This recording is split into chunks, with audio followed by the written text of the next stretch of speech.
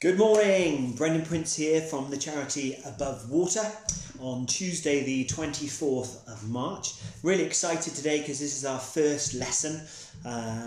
We're hoping to try and do these lessons every day on water safety, drowning prevention, and general water environment, the beach, just understanding our environment on this island nation. So today we are going to talk about tides.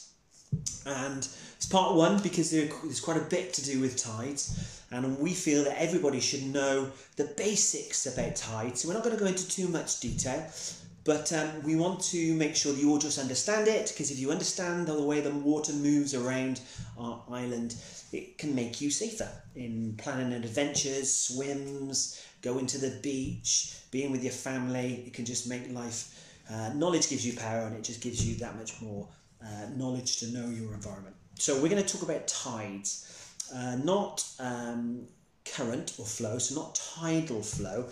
So that is tidal flow, or current is basically the flow of water in a horizontal direction. Whereas we're actually going to talk about tides, which is the movement of water on a cyclical basis. So that means on a cyclical means on a regular basis, is the movement of water in the height area.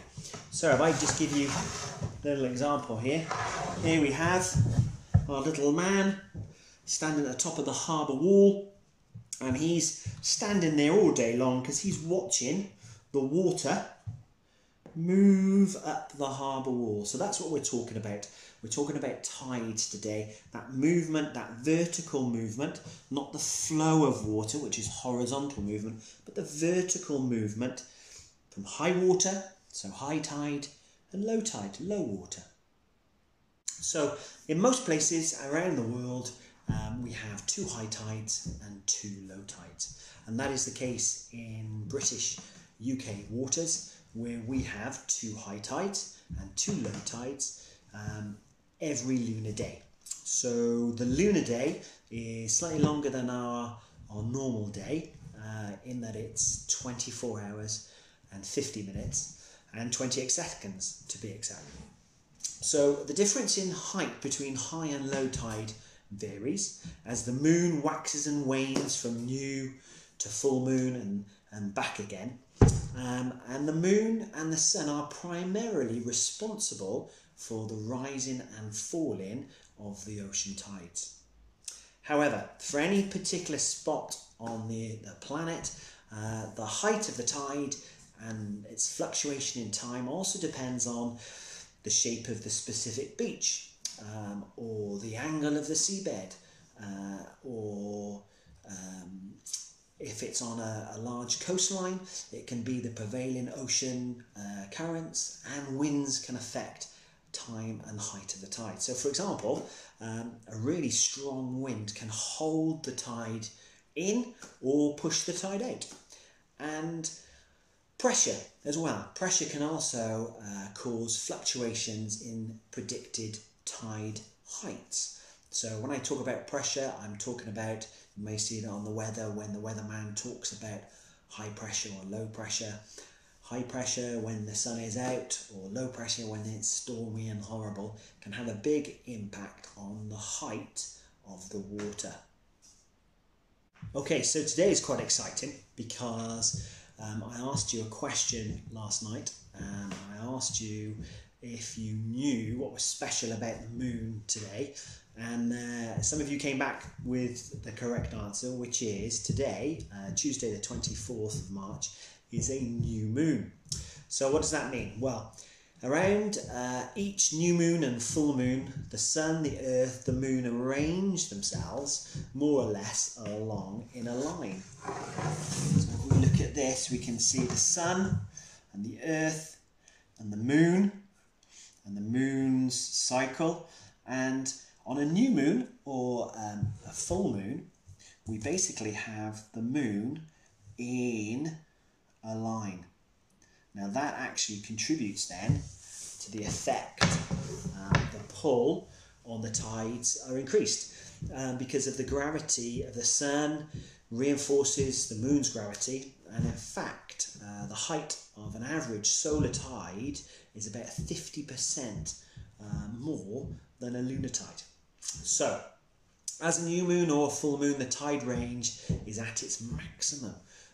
So this is called a spring tide. So we have a spring tide right now. So a spring tide is the highest or the lowest. So if we look at our harbour here, on a spring tide, we'd have really high water, higher than normal, and we'd also have much lower water than normal. So that is a spring tide, and it's called a spring tide not because like now we're in spring, but because it means to spring forth or to jump, to rise is what a spring tide means. It's got nothing to do with the seasons at all.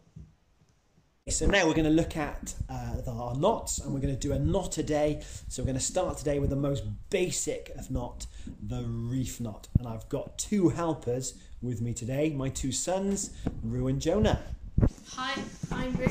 Hi, I'm Jonah. So today we're going to show you the reef knot. So boys, can you grab the loose right end? And can you take the right over left and then pull it through? And then grab the left loose end and put it over right and pull it through. And we should have a nice and easy reef knot that if Rue now pulls, that's it, pulls nice and tight. It's a pretty knot, secure, doesn't slip.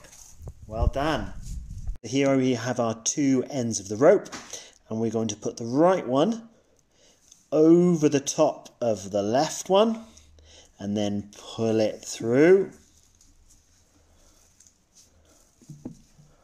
And then we're going to get the left one and put it over the top of the right one and pull it through, giving us our reef knot that looks symmetrical and when pulled tightens and doesn't slip.